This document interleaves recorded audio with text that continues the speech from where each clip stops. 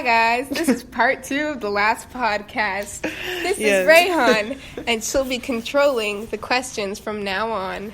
Okay, but before we decide for her to continue, sorry for the brief, cut off. We were busy, so we had to, cut it short. But it's okay because this is part 2, and we're gonna end it properly this time. And if you didn't know, a brief introduction, Rayhan is a 15-year-old sophomore at MacArthur. She's my friend. She is Moroccan and Sudanese, correct.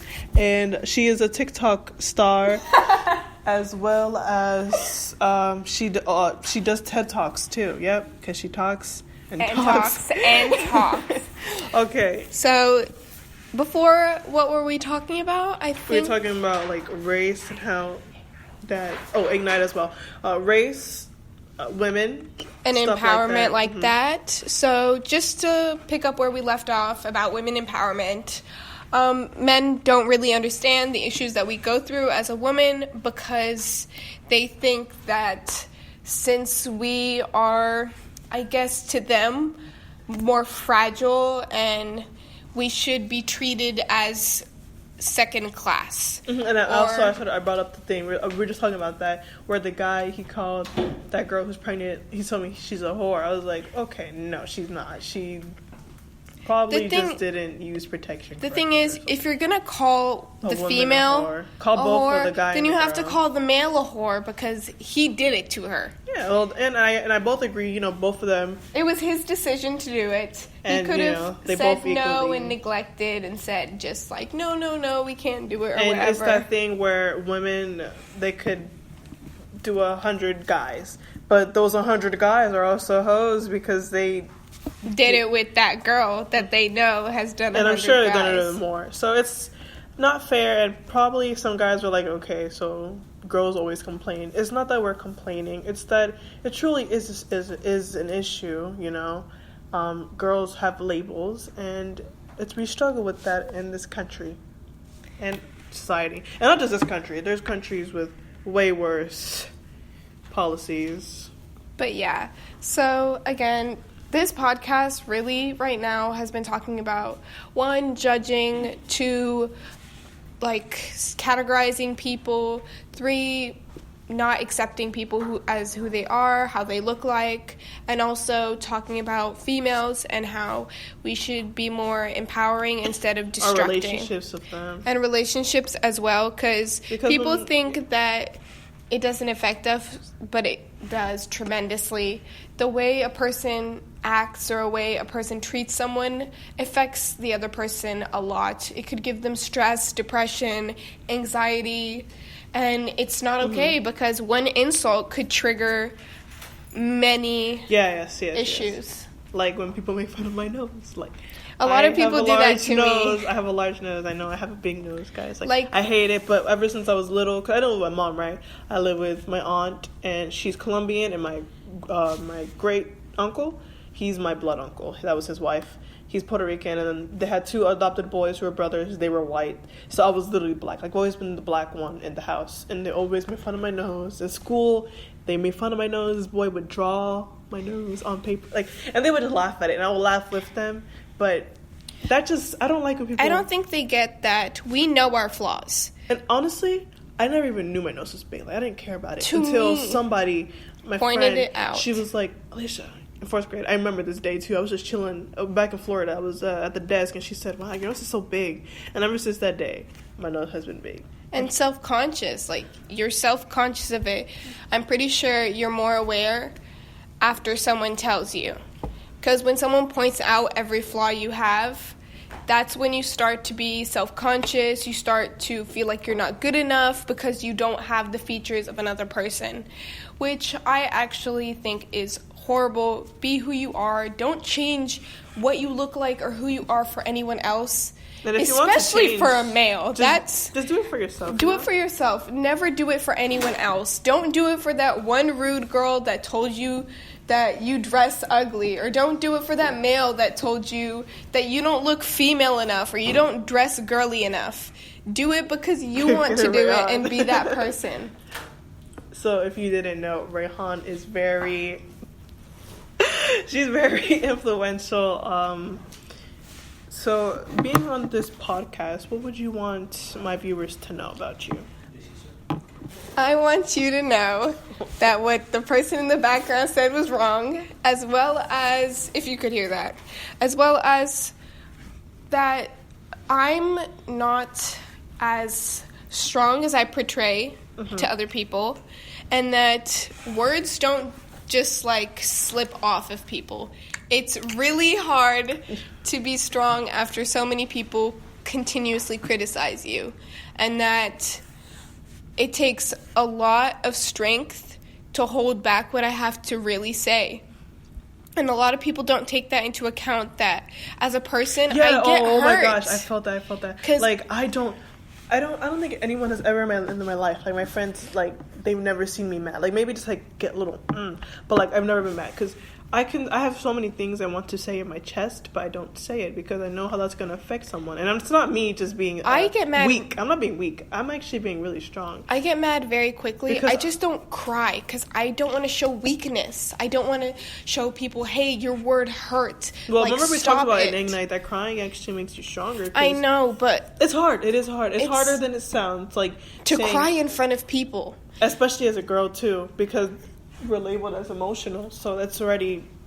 Exactly. Men say that if we controlled things, that we control by emotion. But what do males do with their testosterone? They want to be better than everyone else, so they use their emotion and control everything. You can't be a hypocrite. The only person that's emotional is based off of your personality, you know?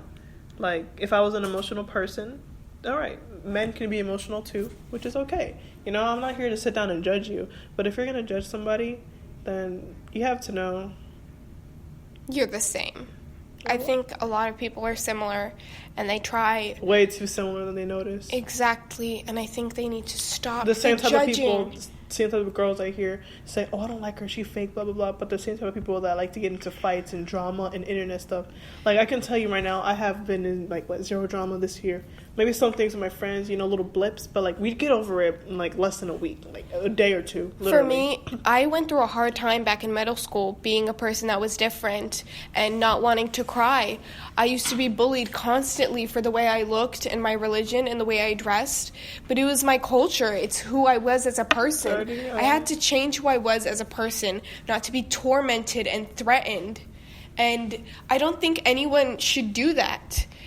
Change who they are because of the torment that other people bring and the joy they get. I get that a lot of people might be going through something and that's why they're tormenting the other person, but it's unacceptable. And in this day and age, it shouldn't be like that. We're all diverse now.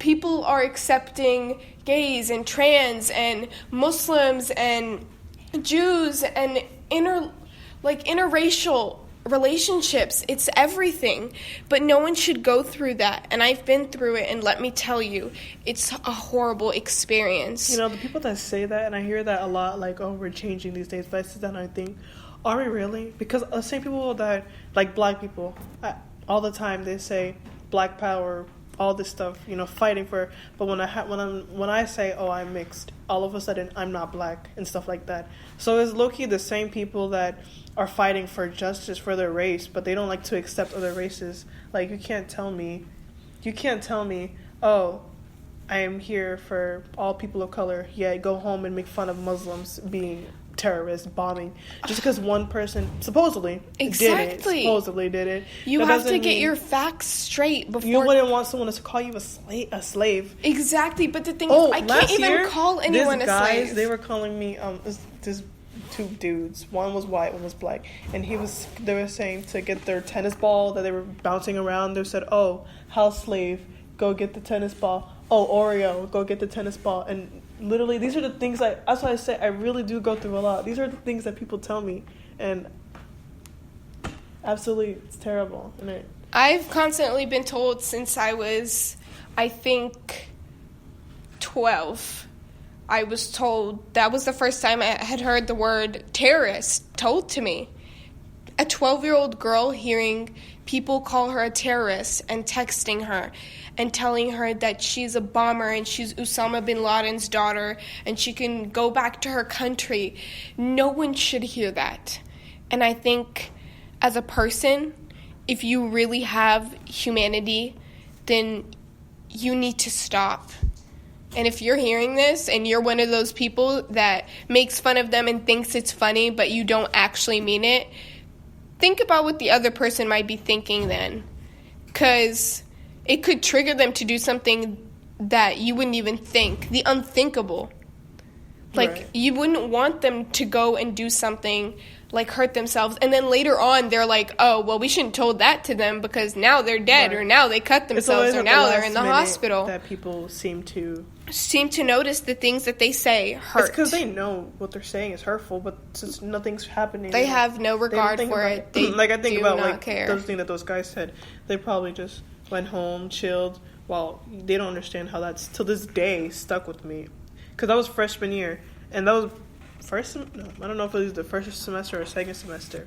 Like, years are gonna go by, and if I meet you in the future, the first thing that's gonna come into my head is that you call me those names. So you also have to understand the impression you leave on people in high school or wherever you are. Like, it sticks, you know.